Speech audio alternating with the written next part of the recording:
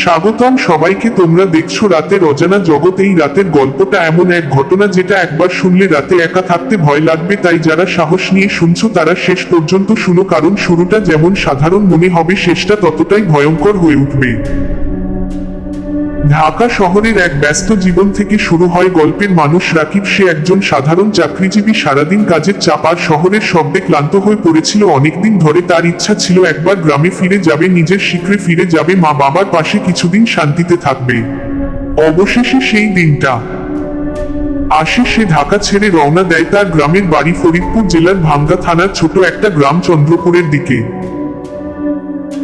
বাস শহর ছেড়ে যতই দূরে যাচ্ছে ততই পরিবেশ বদলে যাচ্ছে। শহরের আলো পেছনে হারিয়ে যাচ্ছে, সামনে শুধু লম্বা রাস্তা, গাছপালা আর নিস্তব্ধতা। রাকিব জানালার পাশে বসে বাইরে তাকিয়ে আছে, তার মনে এক অদ্ভুত শান্তি, কিন্তু সেই শান্তির ভিতরেই লুকিয়ে ছিল অজানা কিছু। রাত নামতে শুরু করে, আকাশ কালো হয়ে যায়। প্রায় 11টার দিকে হঠাৎ বাসটা একটা নির্জন জায়গায় এসে থেমে যায়। ড্রাইভার জানায় গাড়িতে সমস্যা হয়েছে, কিছুক্ষণ দাঁড়াতে হবে। সবাই বাস থেকে নেমে যায়, রাকিবও নেমে আসে। চারপাশে শুধু অন্ধকার, কোনো আলো নেই, কোনো মানুষ নেই, শুধু হাওয়ার শব্দ আর নিস্তব্ধতা। হঠাৎ রাকিবের চোখে পড়ে রাস্তার পাশে সাদা কাপড়ে মোড়ানো কিছু একটা পড়ে আছে। সে ধীরে ধীরে এগিয়ে যায়, যত কাছে যায় ততই তার বুকের ধুকপুকানি বাড়তে থাকে, কারণ সামনে যাচ্ছিল সেটা একটা লাশ। কিন্তু সবচেয়ে ভয়ঙ্কর ব্যাপার হলো লাশটার চোখ খোলা, এবং সেই চোখ যেন সরাসরি তাকিয়ে আছে। হঠাৎ চারপাশের বাতাস থেমে যায়, সব শব্দ বন্ধ হয়ে যায়, যেন পুরো পৃথিবী থেমে গেছে। আর ঠিক তখনই সেই লাশটা আস্তে আস্তে নড়ে ওঠে।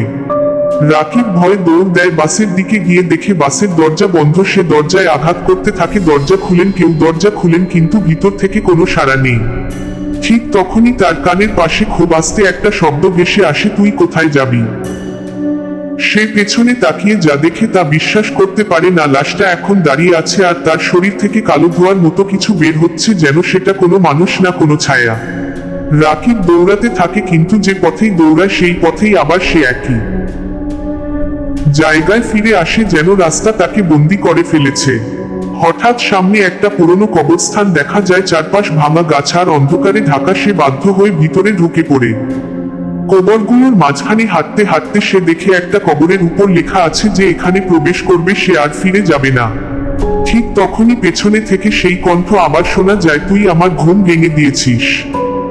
রাকিব ধীরে ধীরে ঘুরে দাঁড়ায়, এবার লাশটা তার একদম সামনে, কিন্তু এবার তার মুখ নেই, শুধু একটা অন্ধকার শূন্যতা, যেন সেখানে কিছুই নেই।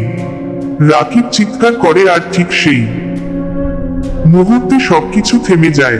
তারপর হঠাৎ সে নিজেকে আবার খুঁজে পায়। সেই রাস্তার পাশে বাস এসে দাঁড়িয়ে আছে, সবাই ডাকছে, এই ওঠো, বাস চলে যাবে।